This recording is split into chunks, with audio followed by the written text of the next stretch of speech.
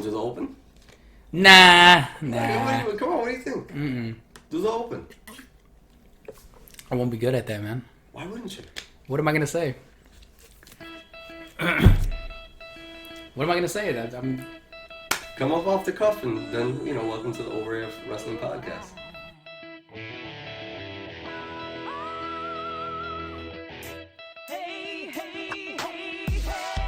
Welcome everybody to the Over AF Podcast. Season 2 is upon us. Absolutely. I'm Alex Thorn. And I am Dangerous Danny. Man, and I could not be happier with this past holiday season. Absolutely. I'm going to be real honest with you. I was so happy to take a break from everything Thorn related that I've been doing, including this podcast, and just spend time with my family. It's probably one of the most easiest feelings I've had without anxiety or anything this holiday season, 2019. Absolutely, man. The holidays are, about family. You refresh, you come back. It's a new year, man. We're in 2020. A lot of things happening in the world. We got to be with your family and, what's important, what matters. And we're back to, season 2. And I'm happy to see what we got going forward. Absolutely. Something I wanted to mention was because of you guys listening, we're at 800 downloads in total. And I'm surprised that this podcast, without a new episode, without a new episode in 3 weeks, on January 1st, 2020, we got 22 listens out of nowhere. So that we got somebody somewhere that discovered the podcast and started listening. And thank you so much, Over AF Nation. Let's just keep growing. Follow us on Twitter at Over AF Pod. If you're a business and you want to advertise on this show, it's overafpod@yahoo.com. And let's just keep this thing growing, man. Something I wanted to talk to you about is you switched over into a new venture during the holiday season. Are you happy with your new very happy. Absolutely. Very happy. Better schedule. I get to focus now as well. More on stuff outside of, work. Especially the podcast and, life things and stuff. So, yeah, I'm definitely happy. Another thing I wanted to say, we should have a goal. Let's have a goal of how many downloads we want to reach this month. What do you say? This month, I'd love to get us to 1,000 total. 1,000 total downloads. So that's another 200? Another 200. Let's do it, guys. Let's see if we can get your help. We want to get to 1,000 downloads. That is our goal. I think moving forward, that would be something good to, strive towards. So, just some goals and, we really appreciate it. We can't do it without you guys. Absolutely, man. And that brings us to the debut episode for season 2, which is we're in Rumble season. Oh man, my favorite. This is one of my favorite seasons. One of the big 4. Yeah. Original big 4. And for me, I chose this one, so it's not a bad pick. It's debatable. WWE Royal Rumble 2002. Again, height of my fandom. Mm-hmm. I hadn't been this excited for wrestling since 1990, 1991, the Hulk Hogan, Ultimate Warrior, Randy Savage Golden Era. Yeah. I was back into it in 2002, 2003. Those were like top years for me because you essentially got WCW and WWE and ECW all in one company at this point. It's super strong. And this event took place in Atlanta, Georgia on January 20th, 2002 in front of 16,000 fans. What are your memories before we go into the actual event of this pay-per-view? Yeah, I mean, the main event, The Rock against Jericho. I remember I was actually there the first time that Jericho debuted against The Rock. Man, I had goosebumps. It was phenomenal. But yeah, like you were saying, man, this was, if you look at the roster and you look at how many people are on here from, WCW, ECW, you got Van Dam, you got the Dudleys, you got Taz. You got the who's who of every single, major federation. You got Booker T, Taker, you got, everybody, man. Everybody's on here. So it was, I was super looking forward to the actual Rumble itself. Yeah, absolutely. And this event kicks off with a tag team championship match with Spike Dudley and Taz, who are the tag team champions, taking on the Dudley Boys, accompanied by Stacy Keibler, which I have completely forgot at this point that she was ever with them. Yeah, but she was smoking hot. What did you think about Taz and Spike Dudley? If you look, Spike Dudley's actually taller than Taz. Well, yeah, it's surprising. So, watching this again, it's probably like overall my 9th or 10th time watching this event, but I haven't seen it in a good 10 years or so. To think that Taz was booked as a headliner in ECW and Spike Dudley wasn't, when they really aren't that far apart in terms of stature and size. It's all perception with these two. Yeah. I feel bad in a sense for Taz because I know how he was brought in and how, this he was perceived, right, as this machine, as this dangerous man, and then he comes into WWE and eventually gets pipelined in the same category as Spike Dudley. Yeah, he's just like another guy. A smaller guy. Yep.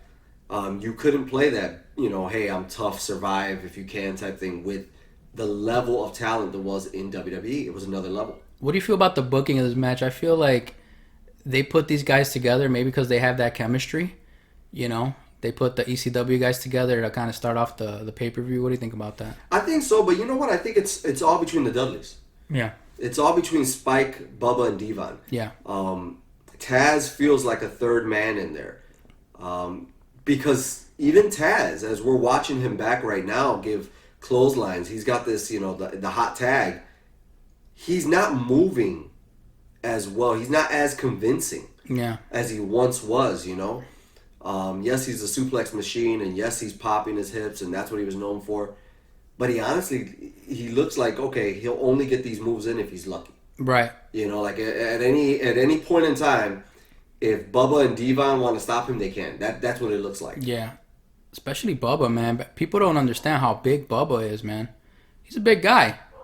And, man, can he sell. Oh, yeah, he's a great seller, man. What a seller, man. If you watch this match, you'll know what we're talking about. What the hell is the name of that move? The acid drop. Acid drop? Yes, sir. Is that not the sliced bread number 2? Is it similar? I guess it's similar. It's similar. But I like that. I like that move. I would have loved working with somebody like Spike Dudley. Oh, dude, you could just throw him around. Yeah, I would have loved it, chasing him around, letting him, everything you do to him is gonna mean something. Yep. That's the type of guy that's gonna make you look good. Who was it that threw him into the stands? Bam Bam Bigelow, remember? Right. Overhead press, right? Yes, he threw him into the stands, and they body surfed him. Oh, that's classic. That was good. ECW. That was good. That's classic stuff. Absolutely. For me, Taz and Spike, I understand that in WWE the tag titles don't mean as much. Yeah. They never have. And mainly because, as we found out in recent years, I think everybody speculated, like, oh, Vince, he doesn't know how to push tag teams. He doesn't really push them. We found out in recent years because of these podcasts that Vince does not like tag teams. Yeah. He doesn't understand them. He doesn't like them. He doesn't get them. And it kind of shows because I did not remember these two guys being champions at all. Yeah. I never would. Me neither. I never would have thought back and said, "Oh, remember when Taz and Spike were champions?" No. Nope. But yeah, they retain with Taz putting his finisher on Bubba. What's the name of that one? The Taja Haja. The Taz Mission, we'll call it. Taz Mission, yeah. But it was Kantahajime, something like that. Kantahajime or something like that, right? It was fucking. Yeah. That was that small mark shit. Yep. Speaking of tag teams, do you remember a time when like the tag team division was the main focus? Do you remember a time? Well, there were moments. I think the most recent I remember was when it was the Dudleys, it was the Hardys, and it was Edge and Christian. Those years. I remember that, but I also remember a time after that. Okay. I remember Eminem. I remember the new LOD, as bad as they may have been with Heidenreich and Animal, but I remember there being a tension on there. Sure. I remember the Hardys being part of that. APA. I think they were part of that as well. I think he broke off already. Bradshaw did? I think Bradshaw had already broken off, because that's like 06. Okay. And even though I wasn't watching, every time I kind of tuned in, I remember seeing something about Eminem. Eminem was hot. And I want to say that even though they weren't that popular, like it's not something you're going to remember, Brian Kendrick and a guy with black hair about his same size. Oh, Paul London? Paul London! Yeah. Yes! I remember. Yeah, those two guys, I feel like they were champions forever. Yeah. And I kept on saying, they're still together. These guys, WWE still kept them together. Was it Kendrick in London? That was it? Something like that, yeah. Right? They had no but I remember, yeah. Well, yeah, that was the last time I remember it being really hot there. TNA had some hot years. Oh, yeah. I mean, their tag teams, America's Most Wanted. Yeah, Beer Money. Beer Money. Who else did you have? You had Motor City Machine Guns. Yeah. I mean, they had some good tag teams. Yeah, Gen Me. Yeah, the Young Bucks. The Young Bucks. You had Kazarian and Daniels. And Daniels. Bad forever. Influence. Yeah. Yep. Actually, I met them at the comic shop. They're real cool people, man. Funny as hell too. Yeah, like I remember TNA having some hot moments for tag teams too. But obviously, the biggest level of tag teams in more recent memory definitely is Hardy's, Dudley's, and Edge and Christian. Yeah, because if you think WWE didn't care about tag teams, I don't feel like WCW cared either.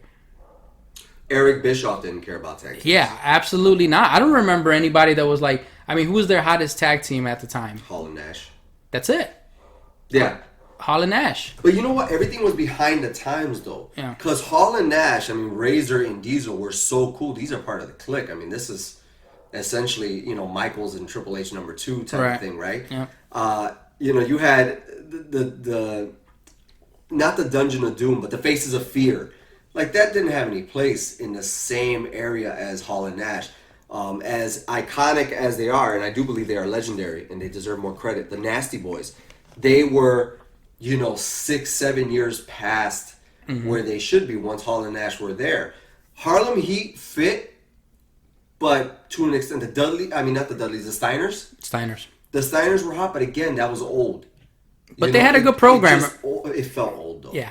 Remember when they ran them off the road? Come on. Yes, I remember. Hey, Steiners! Yeah. That was a great... You guys got to watch that video on YouTube. It's pretty funny. Yeah, but I mean, I'm just not sure. But I think everybody was just not up to par with Hall and Nash. They were so good and so cool that you couldn't touch them. I agree. You know what I mean? Yep. But there were some solid tag teams there. I thought they were. They tried to make Sting and Luger a tag team. Chronic. Later on. Chronic. With...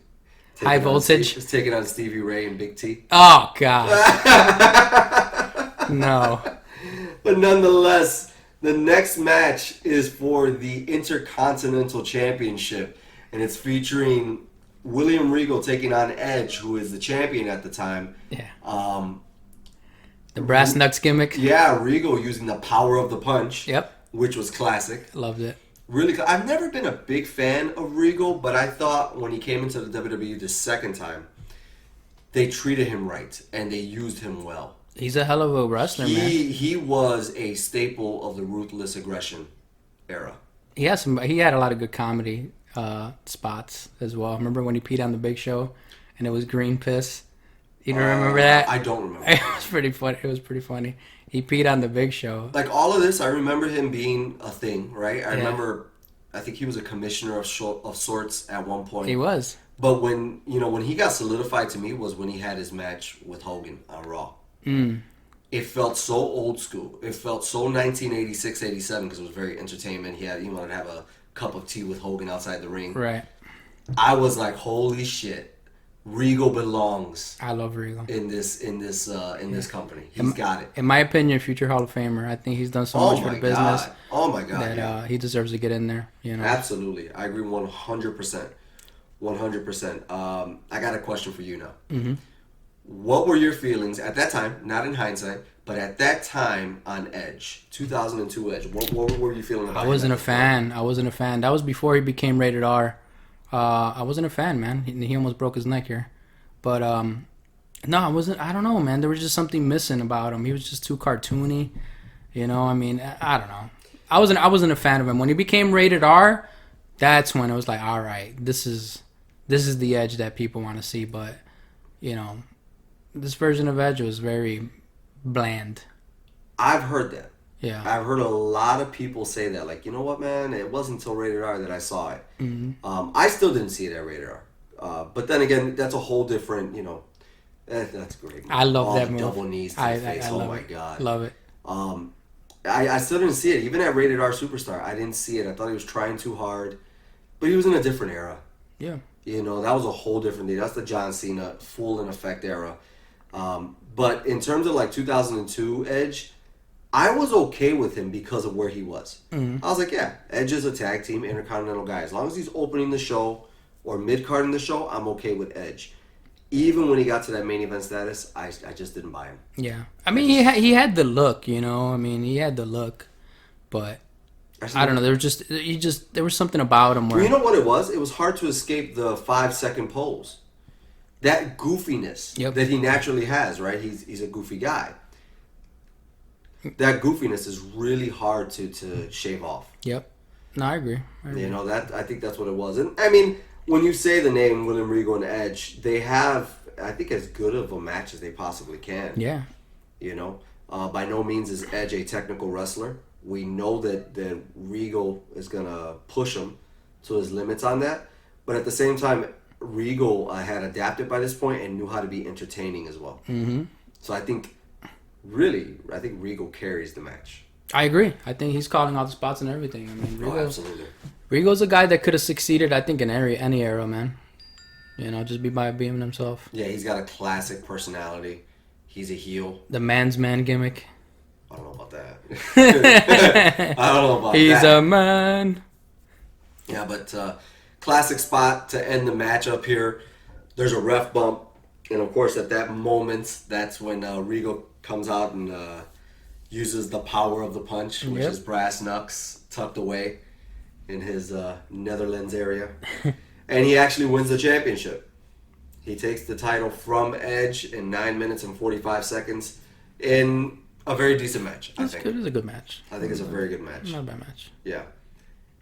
Next up, man, we've got the amazingly fucking shaped Jacqueline acting as special guest referee. Oh my God! For the women's championship at the time, which was Trish Stratus. She was the champion taking on Jazz, who I think adapted very well to WWE. Very underrated Jazz, man. She can go. She was believable too. Yeah, man. I never dug her, but in hindsight, I'm like, man, she was good. She was good. Yeah. She got power, man. She was wrestling ECW. She was wrestling the guys. I slightly, you know why though? I think it was because I felt slighted. I remember seeing her and saying, why is she here? And why is she getting these chances? Why not Jacqueline? Yeah. You know, and looking back at this now, because I don't remember this, right? But looking back at this now, looking at Jacqueline, I'm like, Jesus Christ, she still looks amazing. Amazing, man. She looks like she should be kicking all these chicks' asses here. Yeah. But maybe it was time and perception. Maybe she was looked at as, she's passe. Right. Which, that could happen, even if you're talented, you know? Even if you're talented, you could be looked at as that she's yesterday. She's not today. Yep. And I think Jazz, this was her time to shine. I agree. And man, Trish is... Man. I love Trish, man. The evolution of Trish Stratus.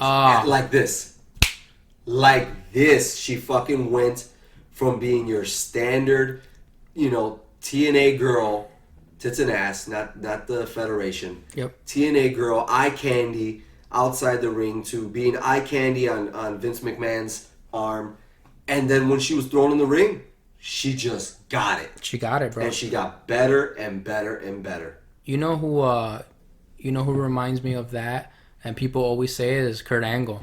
How they say that he learned the business so fast, coming from, the Olympics. I said the same thing with Ronda. Yeah, Ronda I think she snapped right into it. Remember when we first saw her wrestle the pay-per-view? We're like, damn. Dude, I was on the edge of my seat. Yeah, exactly. On the edge of my seat, man. So believable, man. Just, and I hope she comes back too.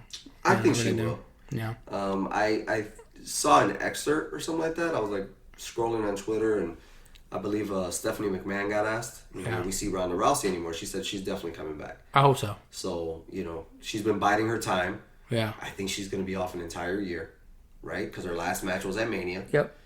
That's a long time to be off. I don't mind it, man. I think she's another person that should be a special attraction type of... Now, yes. Yeah. Even then, she was a little overexposed. Yeah. But she had a full, a year, right? A full run. She did. Roughly like 9 months. Sure. Of a run. But yeah, she did amazing. Trish Stratus is amazing, who actually wins this match. Mm-hmm. She gets Stratusfaction.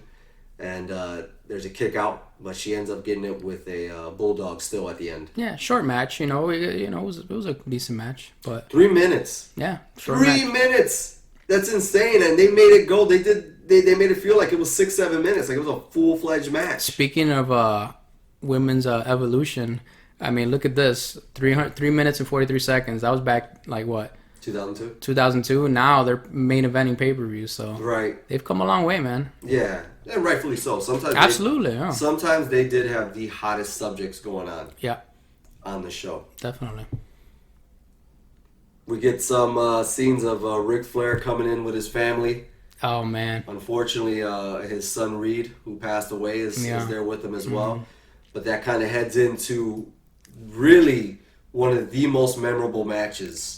I love it gets skipped on. A lot of people talk about Undertaker and Flair that would happen 2 months later at WrestleMania. But McMahon versus Flair happened, and it happened on a Royal Rumble. You know what? I'm going to go ahead and say it. I think that I like this match better than I did the one he had with Taker. I agree. Yeah. I agree because Taker, that's Taker's a full-time player.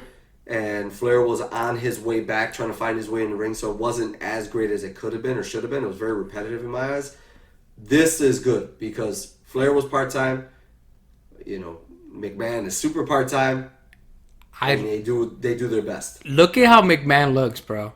He looks amazing. Oh, absolutely amazing. And man, he was 54 at the time. Yeah, people don't give him enough credit for his in-ring work. He can go, man. He can go. And of course, Nate. I mean, you can't say enough about Ric Flair, man. You watch this match, it's vintage Ric Flair. Yeah.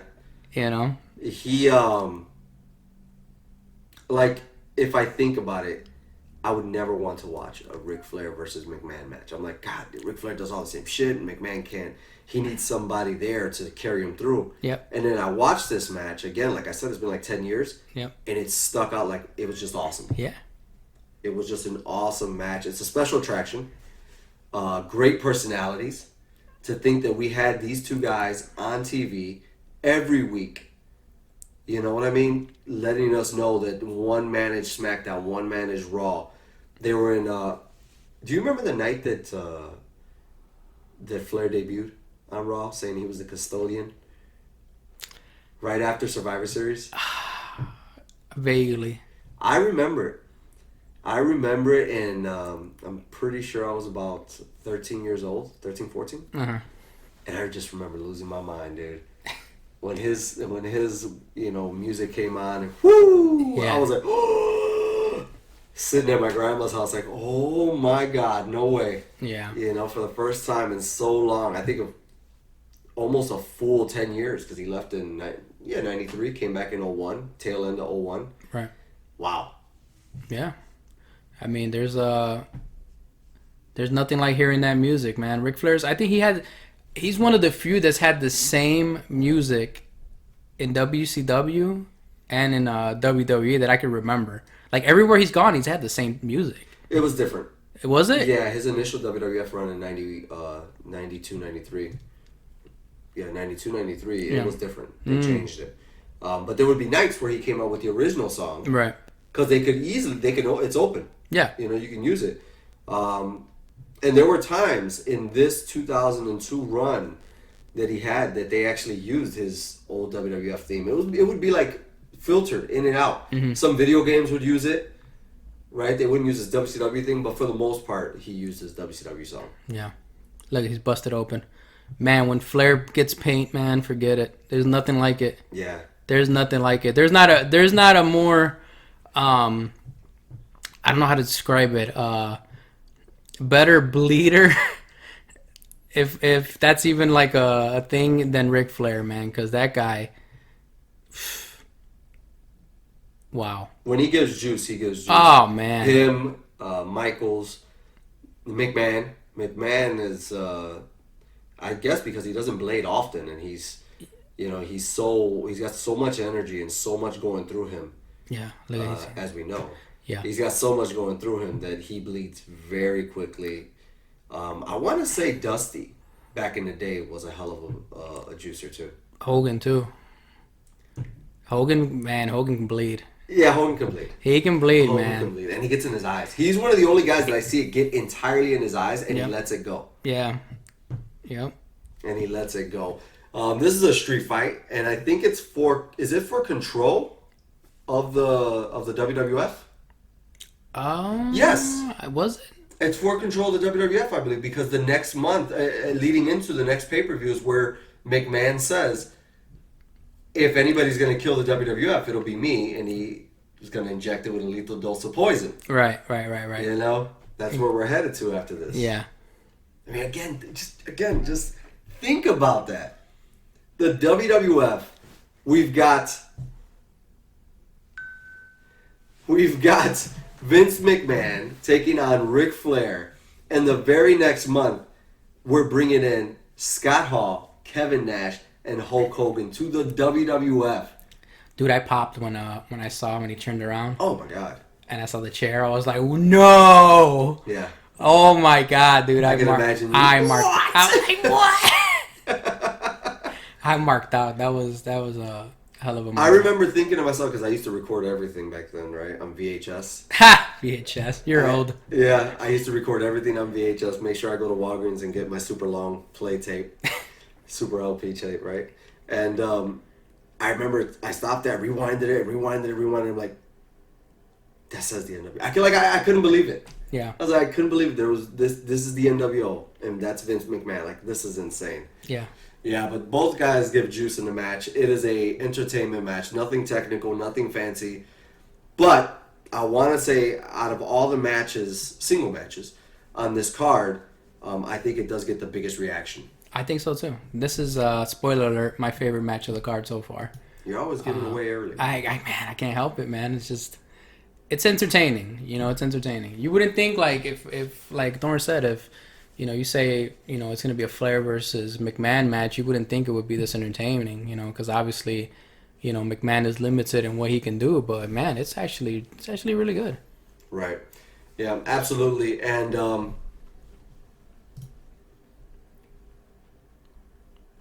Ric Flair defeats Vince McMahon in 15 minutes.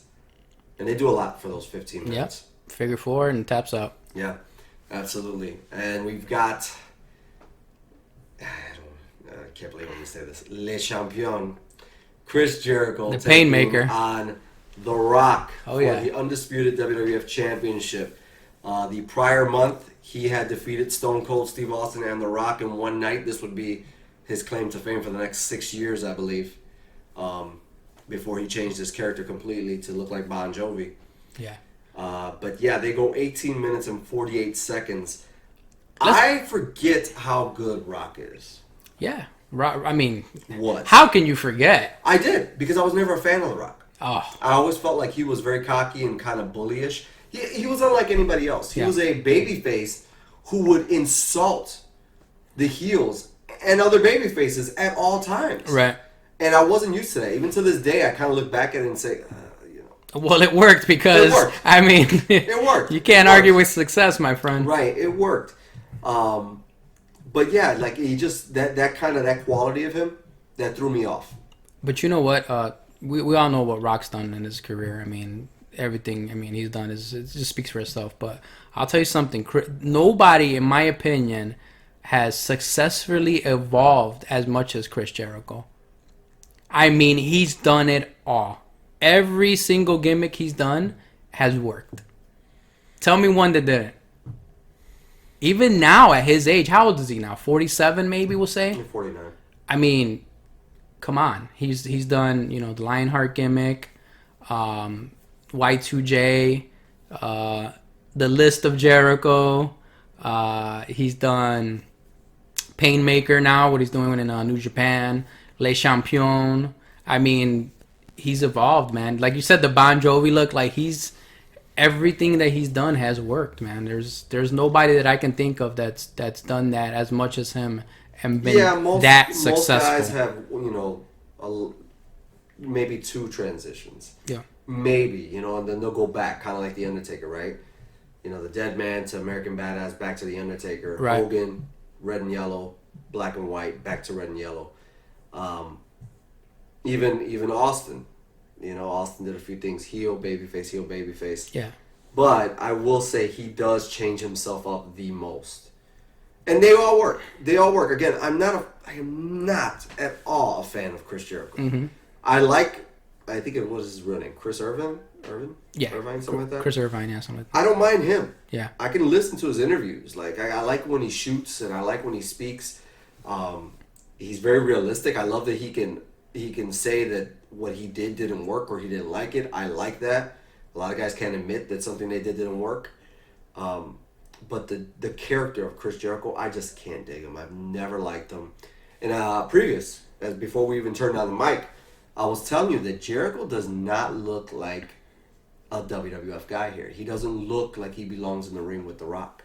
He's not he's not the prototypical Vince guy, you know, but you know, I mean, it was the time the wrestling business was evolving, man. You know, me and you are of the classic, you know, school of our champion needs to look like a fucking champion, or like a Brock Lesnar's. He has to look like a threat. He has to Ultimate Warrior. Yeah, whether babyface or heel, even a heel, even if he cheats at every way, I want that guy to look like he could handle it on his own, but he's just a chicken shit, so he won't. Jericho to me is just, he's too small, too soft. He looks like a cruiserweight, which you mentioned earlier. Yeah. And Rock looks like a polished product. But we can say the same thing about Ric Flair. Ric Flair never really looked like a big menacing threat. And I mean, who's had a career like Ric Flair? He played the you know, coward. Though no, don't hit me. I mean, that's kind of where Jericho's character comes into play. It's kind of like a Ric Flair type of guy. I don't see, but it's different because Flair did look like he could do something in the ring with Race, in the ring with Steamboat, in the ring with Terry Funk, in the ring with Muda. When you looked across, you looked at Flair and said, man, Flair might be able to pull this off. Flair might do it. And Flair talked the big game. Jericho, to me, he looks like a baby next to Rock in this match. And oftentimes he did. Like almost everybody he goes against, that's just his look. He just does not look like the polished product that Rock was. So if Shawn Michaels was in this match, would you be saying the same thing about him? No, because he comes off as larger than life. Even though he's smaller in stature, you look at Michaels and say, I think Michaels is good enough that he can pull this off. Okay. I look at Jericho and I don't think he can pull it off. I'm like, finish this off. Let this be as long as the women's match, 3 minutes. Okay. I just don't buy him. I don't buy into him. I get it. So it's not a physical thing you're talking about, his physique, you're talking about his character. It's the character and the physique a little bit here too, because fucking Rock, again, like I said, Rock looks just, he's not the big guy he is now, but he looks polished. This was skinny Rock. He looks polished. Because Rock now is freaking he's a monster. like the Hulk, bro. Yeah. But he looks polished next to Jericho. Jericho almost looks like he came from another federation, and he's like their standard of what a champion can be versus, I don't know, he looks small time. He just doesn't look big time to me. But they have a pretty good match. They go 18 minutes and 48 seconds. Again, Jericho is riding high from beating The Rock and Austin in one night the previous month, which he's going to brag about completely, which is actually, you know, character development-wise, looking back, it was a great program that he beat those two in one night. Yeah. Then takes on Rock the next month. Then takes on Austin the month after that. And comes full circle going back against Triple H, which he was going against anyways. Yeah. You know, previous to that. So they were building him up, man. I mean, you know, The Rock and Stone Cold and Triple H, they're already established guys. Yeah. So what better way to do that than to, you know, have them go over? It makes sense. I almost feel, though, that it could have been given and should have been given to the original guy, which was Kurt Angle. Yeah, I mean, now that's a guy that's, you want to talk about believable. What I heard was that until the day, Kurt was the plan. And Vince then changed his mind and said, but they'll expect Kurt because they already know Kurt's good. Right. What won't they expect? And everybody said Jericho. And he was like, all right, let's give it a shot. I don't know. Because I get the aspect, right? Nobody will expect Jericho to beat these two guys. True, but I don't know if it's the best move. I mean, I don't know. I still don't know if it was the best move. I like his thinking where, you know, you wanna surprise the fans, because what's the worst thing about wrestling right now, right? It's very predictable. Everything's predictable. The internet, the dirt sheets. It's very hard to get surprised anymore. You know what's gonna happen. You know, I mean, like my favorite moments in wrestling were when it was a shock. Like, oh my god, I can't believe this happened. You know, when Hall and Nash came out. Yeah. You know, in WCW, you're like, what the hell? You know, that those oh my god moments where you're not expecting it. You know, when Hogan came out, obviously, and turned on, you know, Macho Man. My God, those are the moments you remember. You know, right. So that's the sad part. You know, about wrestling now is that you're very rarely gonna have those moments anymore. Do you feel that even though it was a surprise, even though it's out of left field, even though it wasn't expected, do you feel like even some of those times, those type of things can be flat? Oh, that was unexpected. Sure. You know, sometimes, oh, that was unexpected. That was amazing. Wow, that's something memorable. Sure. And sometimes, like, who expected that? Like, I don't know, it didn't make sense. Whatever. You know? Sure. Give me an example. This is one. This is one of them? This is one. Gotcha. Jericho winning the first Undisputed Championship. Sure. You know what I mean? That title went from Jericho to Triple H to Hogan to Undertaker, Rock, and then ended with Brock. I'll give you one that's like unexpected, but it was like, oh, okay, that happened. It's actually in this Royal Rumble. Let's see if you can remember. But not to take any attention away from the championship match, Le Champion wins the way he should, which is by cheating. Yep. And he does something very smart that I noticed is they're very close to the ropes when he cheats and uses the ropes, but Rock's arm is underneath the rope because Rock is flailing everywhere as he always does. Jericho smartly pins his arm down when he doesn't even have to. He could have let it fly and been sloppy, but he pins his arm down, which I thought like, oh man, what a vet move right there. Yep. Oh, Nick Patrick was perfection. Too. Nick Patrick out there. Absolutely. Love him. Absolutely. And we come to what we always enjoy every single year. Even now I still, enjoy the Royal Rumble. I haven't seen the last three, I want to say. But the last time I saw one, I was at a bar, and it was still like so cool to have everybody counting down, excited about the next person coming out. And this year it was really, really big because you had Triple H returning from his huge injury. He was initially supposed to return the month prior. Torn quad, right? Yeah. He was all over the advertisements, all over everything. And, and this was built for him. Absolutely. I remember saying Triple H is going to return. They teased it. It didn't happen. And then when it happened, it really was unbelievable. Yeah. That this heel, he had run rampant all over the WWE. He hadn't been a face since the DX days in 98? Yeah. We're here in 2002. He comes out juiced as ever. Oh my God. I mean, he is gigantic. And the crowd would not stop cheering for him for like 2 runs of his song. Yep. I remember just thinking like, this is incredible. What is this? Yeah. And so, they had no choice but to turn him babyface after that. But not only is it the return of Triple H fully to action, you've also got the return of Goldust, who hadn't been in WWE in a long time. You've got the return of Mr. Perfect, who hadn't been there. And I want to say there was one more person who was returning here, but I can't put my finger on who it was. I don't know if it was Rikishi. It might have been. I don't remember. It might have been, but I just feel like when I think back, he was always there. Probably. Yeah, probably. But there was 3 people. I remember that. Yeah. There was 3 big surprises. But here we go. We're going to head into the Royal Rumble of 2002. And the very first 2 participants are Rikishi and the returning Goldust. Goldust, I want to say, is he coming off of his TNA run? No. This is before Black Rain, right? Yeah, I think this is before Black Rain. Yeah, because Black Rain was like 06, 07 before that. But he hadn't been in WWE either for a while. For a long time. Right? He was at this point, imagine that, Goldust.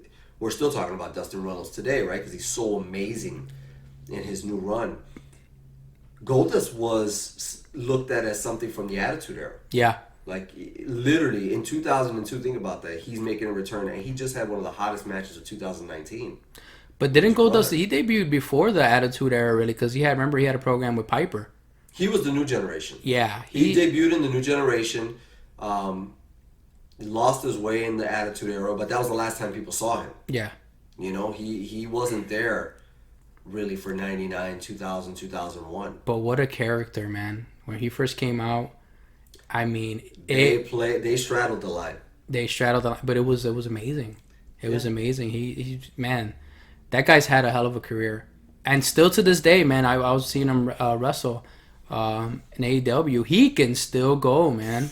He can still go. Absolutely. You know? Dustin he's like this endless pot of energy, knowledge. Yep. That's a Hall of Famer. Yes, absolutely. That's a Hall of Famer. Dustin is a Hall of Famer. I love the red and black look. Will he go in as Dustin Reynolds, or is he gonna go in as he's got to go in as Goldust? He has to go in as Goldust. He'll go in as the WWE creation, much like Kevin Nash went in as Diesel. Oh, you know what? I never thought about and that. Scott Hall went in as Razor Ramon. I never thought about that. You're right. They didn't acknowledge it. Like, when they were on stage, they didn't say that shit, but that's how WWE advertised them the entire way. You're right. Well, that's because that's how they're remembered in WWE. No. Right? No. In WWE, you don't think they're remembered? I'm saying to the WWE fan, don't think we're not talking about NWO or anything. No. But to the WWE fan, they're remembered as Diesel and Razor. That's how I remember them as. You remember Kevin Nash and as Scott Diesel Hall and as Diesel. Yes, Razor. absolutely. I don't. I do. I'm sorry. I do. You ask. See, the thing is, you ask the casual fan, like my brothers, right? They used to watch the pay-per-views and stuff like that. If you ask them right now, who's Scott Hall and Kevin Nash? They're like, I don't know. Oh, you remember Diesel and Razor Ramon? Oh, hell yeah, I remember that, man. Chico, Machismo, like, of course, bro. I don't feel the same. Absolutely. I mean, I get that there are people. I've heard that there are people who will remember them as Razor and Diesel. I just don't. I remember them as Scott Hall and Kevin Nash. Because I really didn't watch the New Generation. I stopped watching at that time. Yeah. I stopped watching. In the ring, Rikishi and Goldust are joined by Big Boss Man at the 3-minute mark. Which is interesting because it's supposed to be every 2 minutes. Right. But yeah, he's joined them at the 3-minute mark, followed up by Bradshaw, Lance Storm, Al Snow, Billy Gunn. Billy Gunn comes out 7, and then of course we've got The Undertaker coming out number 8. Undertaker rolling into the ring, Dead Man Inc. Yeah, so kind of to point back to what you said, The Undertaker looks very comfortable. Yeah. In this role, he just looks like, okay. That's what he really is. I'm going to run through the, paint by numbers. I'm going to do what I got to do, and that's it. I don't know. You're right. It does feel weird. And maybe because, are you used to the dead man gimmick? Yeah, I mean, regular Undertaker, not this guy. No, if you're talking about this Undertaker... No, I'm talking about you're used to the dead man gimmick, not the American Badass. Yes. Okay. Exactly. Because I think, what is it? American Badass and then Dead Man Inc. and then Booker Red or some shit like that? Right. Like, there's a few versions of this biker Undertaker. Like, I like when he first debuted back, remember? With the long trench coat. I like that. I don't like this. I almost want to say I never took to that version of American Badass. I took to this version. No. Not that I loved it. It's not that I was a big fan of it, but by the time he got here and cut the hair, I was like, okay, I like it. It's not bad. When he cut the hair, man. When he had the long hair and had the I'll tell you vest, yeah. And the denim, I didn't like it. I was like, this is just as bad as Kiss without makeup. First of all, do not disrespect non-makeup Kiss. That's what I compared this version of the Undertaker. You know what? I like this Undertaker better than all. No, that's it. It's over. Just like I love non-makeup Kiss years better than makeup Kiss years. I like this version of the Undertaker. It's okay. Yeah, we can't all be right. Yeah. The Undertaker eliminates everybody in the ring. When he comes in, he takes out Al Snow, Billy Gunn, The Undertaker, and Goldust. And then he's joined by Matt Hardy. He's waiting in the ring. Matt Hardy comes out with Lita, and less than 2 minutes later, not the entire time, before he's supposed to come out, Jeff Hardy comes out. So imagine that. You got Undertaker, who's, the badass at the time. He's got this reputation in the WWE universe as somebody who cannot be messed with. Somebody who will take care of business. And then the Hardy Boys with Lita, they confront him, and they do an awesome job. It's an awesome, little 3-minute spot fest that they do. I agree. Oh. Kick to the nuts. Weird foot, Matt Hardy. With that sideways leg drop that he does. It's so weird. The way he walks. Bow-legged. He gets up. Yeah, he's very bow-legged. Yeah. Yeah, I feel like he sat Indian style a lot when he was younger, and his legs got stuck that way. Even to this day, it's just really weird. Come on, he's the broken Matt Hardy. I think they're trying to bring that gimmick back too. I don't fucking know. I have no idea, but the star of that group, Jeff Hardy, makes his way out, helps his brother out, and of course he just gets. Skip through all this. Wasn't Michael P.S. Hayes with them when they first came out? Yeah, when they first. God, talk about. I mean, the natural charisma, Jeff Hardy, the winner of the group. Comes out with a hat. Comes out with a hat looking awesome. I always like when the guys come out with hats. You mean like when Ultimate Warrior came out? I loved it. That was the worst. That was so cool. Oh, that was terrible, man. That was so cool. I don't care what anybody says. Warrior with a hat. Warrior University. I booed. Boo. I just booed my TV.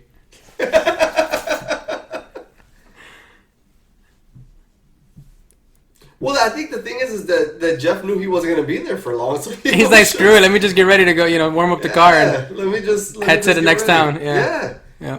If I knew I was only going to be out there 2 minutes, I wouldn't get all dressed up. Speaking of which, what are your experiences? Have you ever been in a Rumble before? Yeah. Absolutely. All right, let's hear about it, man. I made my debut on a Let's hear about it. How was the experience? It's awesome. One of my favorite matches to do is a battle royal. Okay. Why? It's so easy. Oh, no wonder. It's fucking lazy. Hey, throw me in the corner and fucking work me over. It, brother. Yeah. Throw me in the corner and let's work each other over there. Yeah. There's not much to do. Nowadays, you got guys that play in spots in there. I'm not used to that. The last battle royal I was a part of was in South Milwaukee, Wisconsin in 2016. The day before the car wreck. Oh, yeah. I was with you. So it was the day before the Royal Rumble, the South Milwaukee Rumble. Right. And I believe that was 2016.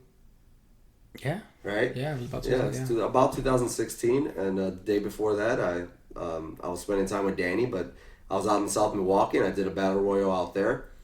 It was really, really fun. What was different for me was that the guys were planning spots. Yeah. They were doing the bowling ball in the ring with a bunch of guys in the corner, sitting down. Yeah. And then, running into one guy's nuts, and all the guys' nuts are hurting somehow. We also did a sleeper hold chain, and then somebody got in front and did a super kick and hit all the guys. And all the guys' heads ricocheted into each other. I was the last guy. I was the last guy in the chain, and of course, everybody was like, well, take a bump. And I just went backwards into the ropes. I didn't take a bump. I wasn't about it. It's a battle royal. There's no need for me to take a bump. There's a lot of people. The thing is when there's so many people in the ring, you would think it's dangerous to do any type of, spots. It is. All those arms, all those legs, but everybody wants to get their shit in. Yeah. The thing was, to me, because I'm such an old school mindset, hey, let's just go in there, punch, kick, choke, clothesline. That's it. Nothing more in a battle royal. I didn't think that the crowd would pop, and the crowd popped. Yeah. For that spot. A few years before that, I'll mention a Rumble that I was in, again in South Milwaukee. I made my way out there. I was booked for it. I want to say it was 2011 or so. I was in the Battle Royal with Necro Butcher. Mm-hmm. And I remember seeing him backstage, and I was like, oh, shit, is that Necro Butcher? And I was booked on the same show with Scotty 2 Hotty, too. And I was changing right next to Scotty. I had no idea it was him, to be honest with you. He's so small. I'm taller than he is. Yeah. But he is pretty buff. He was working out with the elastic bands, trying to get his pump on so he can look as good as he can out there, right? But I'm out there, and I go to say hi to Necro, and he says hi. He's very soft-spoken. And then he goes, what number are you out there? And I told him, I think I was like 13. He goes, all right, I'll be out there right after that. 15. Come find me in the Royal. And I'm thinking in my head, I'm like shaking. Yeah. I go back to Dante because I got Dante booked out there too. Yeah. Who was my mentor, Dante Devious. And he's like, I told him, dude, Necro just told me he wants to work with me in the Rumble. He's like, shit, better you than me. And he walked away. And I'm scared. I go over to Angel Armani, who is the booker, as well. And I was like, hey, Necro said he wants to work with me in the Rumble. Yeah, and I give him this look like, what the fuck am I supposed to do? Yeah. He was like, well, shit, if he says he wants to work you, you work him. Yeah. Get the hell away from me. And he walks away, and I'm like, oh my God. Yeah. So then when I'm in there, Necro finds me. He kind of signals me over because he's getting choked by somebody in the corner. He, like, whatever, he gets out of that side. We start going at it. And when I tell you I was scared out of my mind, the man was as light as a feather.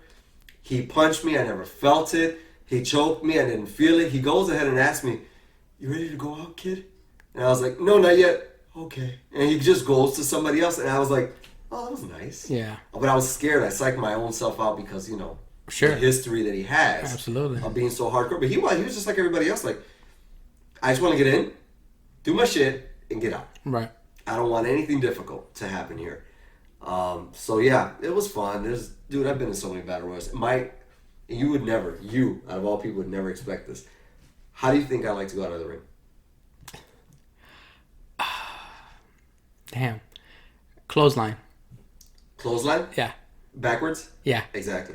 Yeah. I love the clothesline backwards, or I like a move that lets me jump backwards. Okay. Out of the ring, like a surprise move, like a stunner. Yeah. Or something like that. I like doing that. I don't like going forward. I don't like that's the easy Really? way. Yeah, I don't like going forward. I That's get nervous weird. that way. I feel like I have more control when I hook my arm around the rope and go backwards. Oh, okay. Versus having to go over it and like catch the apron, because you got to catch the apron with one arm or else you're falling flat. Yeah. I don't trust myself. My second guess would have been the you're running like for a clothesline and they hold down the rope. You know what I'm talking about? And you whoops. I've done that one too. Although I didn't run, I walked. And then I was supposed to run. There was one rumble I was supposed to run towards the person and they were going to flip me over. Yeah. And I just walked over with the old Hogan Oh! and then they just powered me over. I was tired, man. I wasn't going to run or jog. Nonetheless, once Hardy Boys are eliminated by The Undertaker, they don't leave. They make sure that they cause havoc for The Undertaker as tough enough winner, Maven, comes out. He was a big deal back then for the WWE. He was their first reality TV star for them.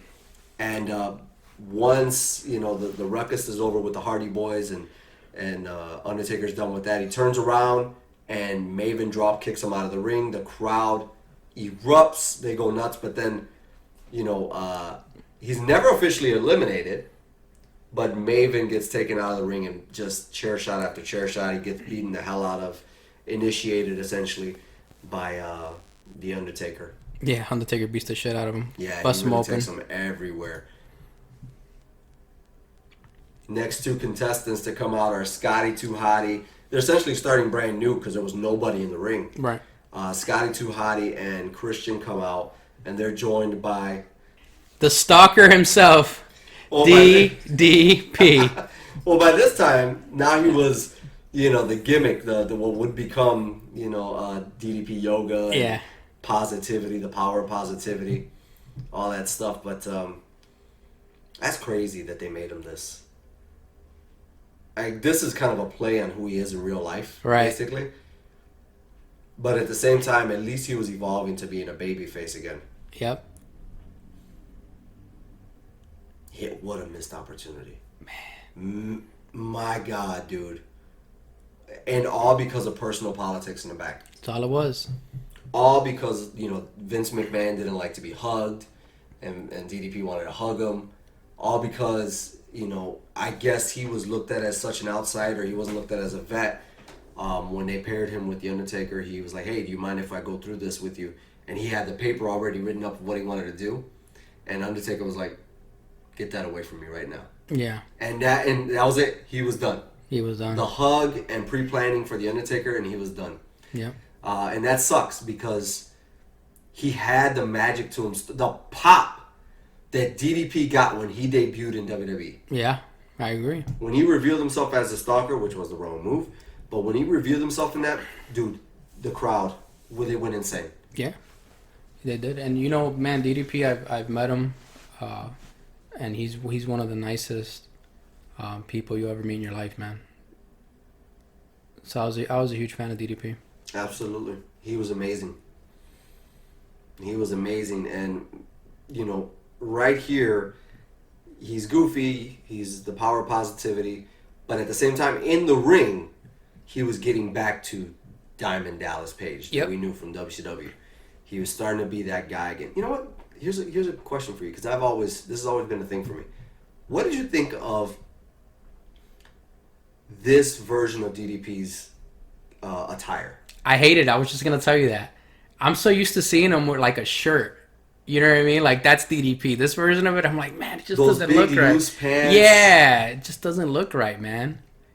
The DDP with the jeans and the that's it. My favorite DDP. That's it, man. DDP with the jeans and his ribs taped ribs. Yep. That's my DDP right there. I agree. Like, I wasn't a big fan of like the attire he wore when he was champion either. Yeah. In WCW, they're just like they were like velvet. Yeah. Like velvet tights with these DDP that you can barely see on there. I wasn't a big fan of that either. No, the cutoff shirt, the jeans, and the vest. That was it, man. Vest. I thought the electricity was kind of cool. I thought that on the vest was cool, but overall, I wasn't a fan of that look. He doesn't stand out. He just looks like just another wrestler. You know. Well, remember what I said earlier about Jericho? I felt that way about the way DDP looked, too. Yeah. Like, DDP doesn't look polished. DDP looks like somebody who came from somewhere else, which he did. Right. But if he would have came in looking the way he did over there, then he would have looked as polished as everybody else in the WWE. Definitely. Anyways, they're joined by Chuck. Good old Chuck Palumbo, man. They really tried with him. Yeah. That's one guy that I'll say they gave him shots. They did. You know? And he had the look, man. He was a big dude. I think he had a big... I don't think he had the look. I think he had the size. Because, you know, they brought him in with Palumbo and O'Hare. Right, with the WCW guys, right? Right. What were they called? The... shit. No, I can't remember. We just talked about this. I remember the Natural Born Thrillers. Remember that? That's right, yeah. The Natural Born Thrillers. Yeah. Yeah, they brought him in that way. They gave him this gimmick, which was huge with Billy. I mean, they propelled him to main events, main status with that gimmick, and then they made him a biker later on, which was kind of weird because, you know, Undertaker was off of that run. But nonetheless, those two guys are joined by the other returning superstar, which is the Godfather. Ah. So it was Goldust, Mr. Perfect, and the Godfather. Right. And this would begin... Again, he was looked at as a relic of the Attitude Era, which wasn't that long ago. We're in 2002. Yeah. Attitude Era finished in what? Like beginning of 2001? That's when they kind of started wrapping up. Yep. And he was looked at as like somebody who was from the past. The Ho Train. He brought out a huge Ho Train. I thought that job would be pretty interesting to, you know, it's your job to go out and scout women for him to use as the Ho Train. Yep. You know, go out and look for exotic dancers or a hot chick that was in the arena. Hey, do you want to do this? We'll pay you $50 tonight. Do you believe he's a Hall of Famer? Is that crazy? Yeah. There's so many people that you would think like should be in there. Yeah. You know, I mean, I get it. I feel like people had a problem with Coco Beware, and they shouldn't have, because Coco was really part of that movement, that rock and roll wrestling movement. Dude, when I was little, he was one of my favorite wrestlers. I loved it just because I love parrots. Oh, really? So I was like, yeah, the bird, he's coming out. Like, you love Coco Beware. How could you hate Coco Beware, man? Well, people were like, oh, he was undeserving. I'm like, are you kidding me? He was Power Driver, the wrestling album, too. Yeah. He was right there on MTV with Hulk Hogan. He was. In fact, Hulk Hogan may have been the face of WWE, but to MTV, what was the music video that was released? Power Driver featuring Coco Beware. Yeah. He was the man. You know? I agree. He was the man. But I don't know, man. The Godfather, Should have been Papa Shango the winning. Kama Mustafa. Oh God. Right? That was another gimmick of Kama his. Mustafa, yeah. I don't know if I'd consider him a Hall of Famer. I just feel like he was there. Well, I mean. But whatever, he's there. Congratulations to him. Yep. After him in the whole train is Prince Albert. Really underrated talent, I think, in pro wrestling.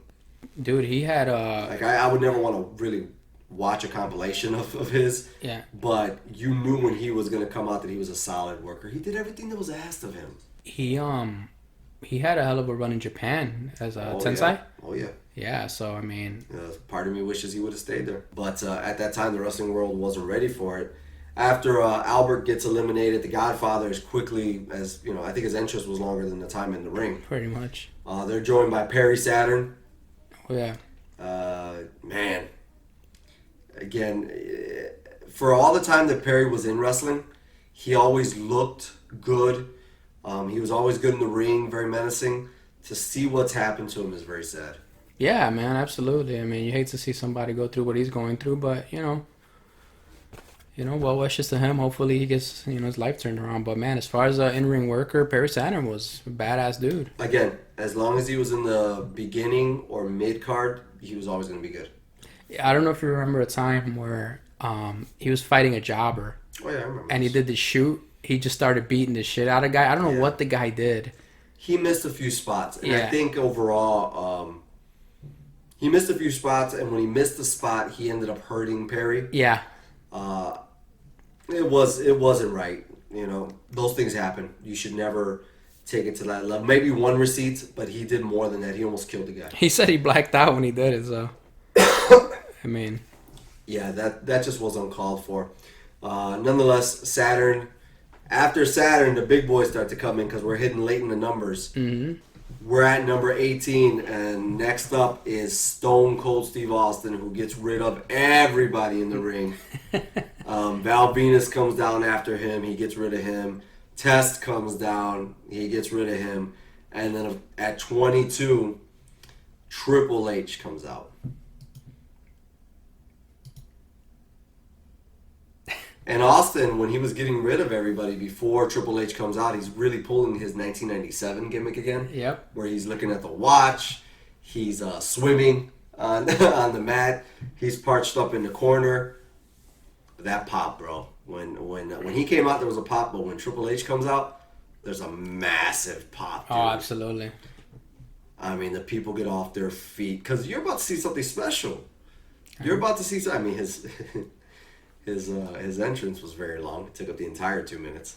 But you're about to see something special with Triple H and Stone Cold Steve Austin in the same ring. And the last time you saw Triple H in action, he was tag partners with Stone Cold. The power trip, remember?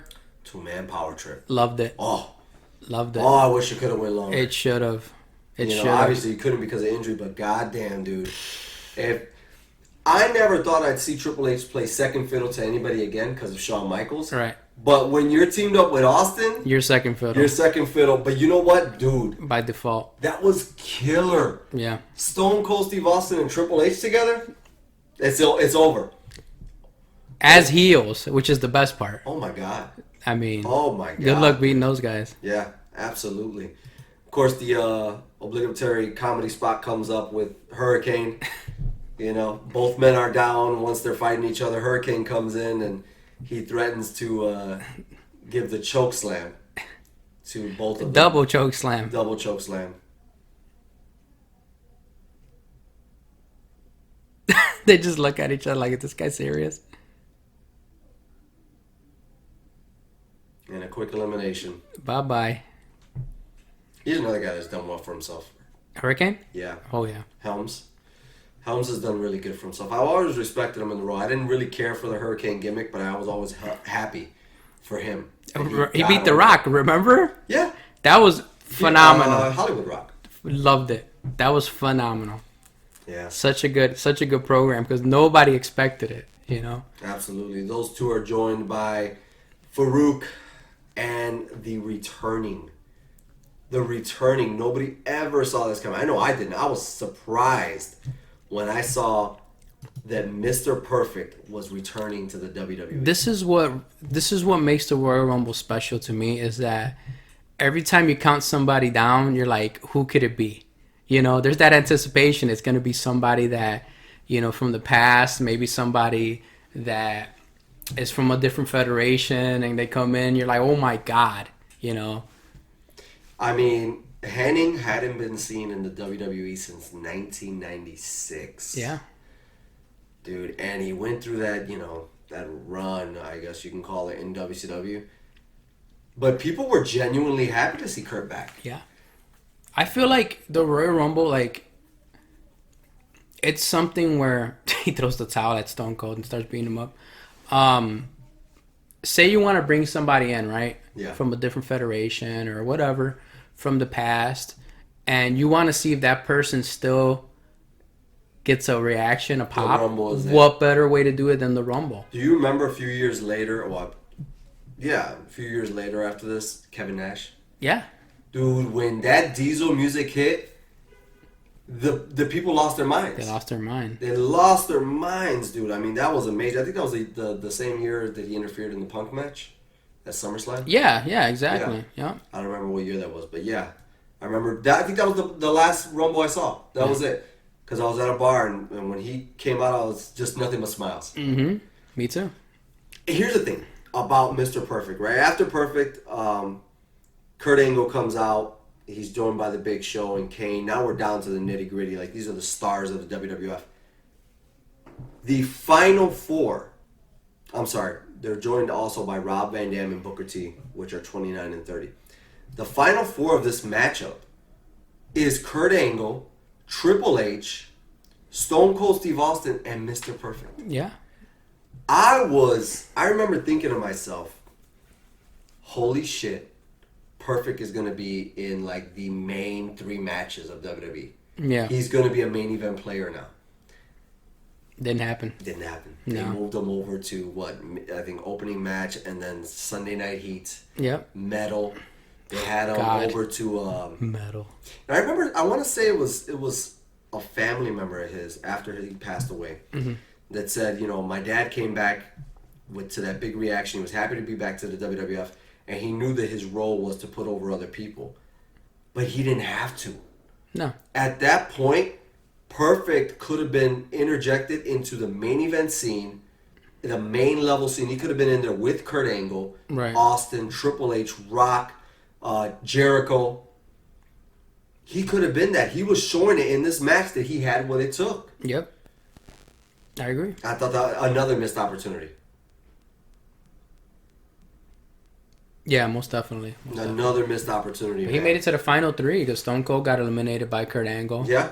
So you got Perfect and you got Triple H, left. So he looks. The other thing about it is Perfect doesn't look any different. He looks the same. And you know what? That's my favorite. The blue and the black? That's my favorite. Yeah, the attire he has on? That's my favorite. Yeah. Well, he's also famous for that, like, lime green and blue one. Yep. That he wore around, I think, 90, 91. Mm-hmm. But this one is one of my favorites as well. Yep. Yeah, dude, I was so surprised because, these guys go away. They look weathered and torn. And, dude, Kurt Hennig looked like he just left. Yeah. He looked like Kurt Hennig of 1994. Amazing. Guy doesn't age. Yeah. Amazing. After Kurt Hennig gets thrown out and he's eliminated by Triple H, it's down to Booker T. It's down to Triple H and Kurt Angle. And of course, as predicted, everybody knows it. Like the last line in the opening of the show is Triple H returns and he's come to win the Royal Rumble. Right. He wins the Royal Rumble, rightfully so. I don't think we would have wanted to see Kurt Angle versus Chris Jericho at the WrestleMania 18 main event. No. It made sense with the reaction, the momentum he had, that a babyface, Triple H, returns and wins the championship. Yep. No doubt. My man. With all that being said, 2002 is wrapped up. It is the debut episode of Season 2 of Over AF. Who would you say, out of all the talent on this show, is over AF? Oh, Triple H. Without a doubt. I mean, the whole pay-per-view was based on his return. the reaction he got, him winning the Rumble, it's Triple H without a doubt. Yeah, I'm going to go with you on that one. I'm going to say Triple H is just the same. He's over AF. I want to say, and this is kind of rare for me, as a match, if I was to pick one match to go back and watch, I would say go back and watch Jericho versus Rock. I know you're going to say it's McMahon and Flair, right? Flair and McMahon, absolutely. I think for entertainment value, they both surprised me. Watching it back, they both surprised me, but I guess I took joy in watching The Rock again, and some of the little intricacies that Jericho did that I didn't expect. It's hindsight for me on that one. But also the Battle Royal, the Royal Rumble itself, from beginning to end, this is a good Royal Rumble. It's a good Royal Rumble. It is. It's not dead at all. Are you excited for this year's Royal Rumble? I am. I am. I'm excited for every Royal Rumble, man. It's my favorite match. It's my favorite pay-per-view. Even more so than WrestleMania, which is crazy because I just love that surprise factor, of who's coming out, who's going to win. I mean, it's the whole event. Like, it's just, I look forward to every year. It's my favorite.